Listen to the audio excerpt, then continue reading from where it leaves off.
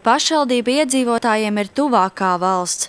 Par to var pārliecināties, ka tieši pašvaldību darbiniekiem nākas uzklausīt savu iedzīvotāju sūdzības un rūpes par mazajām pensijām un dzīves dārdzību.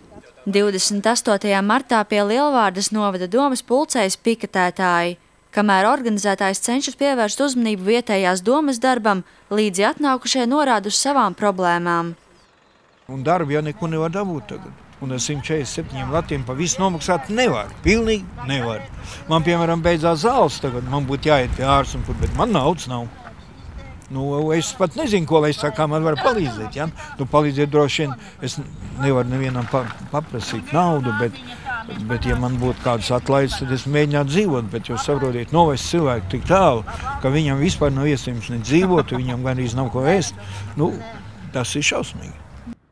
Piketa rīkotājs ir lielvārdietis Vilnis Baltais. Viņš vēlas panākt regulāras tikšanās ar novada iedzīvotājiem, deputātu komunikāciju ar sabiedrību, bet, ja tas netiks izdarīts, domas priekšsēdētāja Imanta Baloža atkāpšanos. Kad, teiksim, es esmu griezies jau pie domas ar līdzīgiem, teiksim, šiem priekšlikumiem, līdzīgām, teiksim, pieprasījumiem, teiksim, lai šāda doma strādā, jau vairākus gadus atpakaļ, jā, un kas ir dokumentēts, jā, un domas priekšsēdētājs nav ņēmis vērā visus tos priekšlikumus ierosinājumus.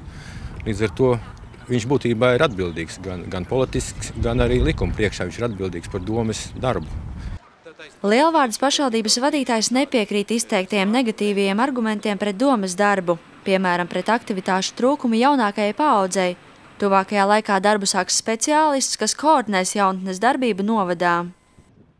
Lielvārdē patreiz norit pilnā sparā, un jaunieši arī šajā piekdienā pulcējās dienas centrā un veidos savu darbības koncepciju apspriedīs. Un tā kā viss notiek, un es neredzu nekādu iemesla šiem te viņu pārmetumiem un izvirzītajām pretenzijām, ko viņš izvirzīs. Vilnis Baltais noliedz izskanējušos apgalvojumus, ka pikets varētu būt saistīts ar 2013. gada pašvaldību vēlēšanām.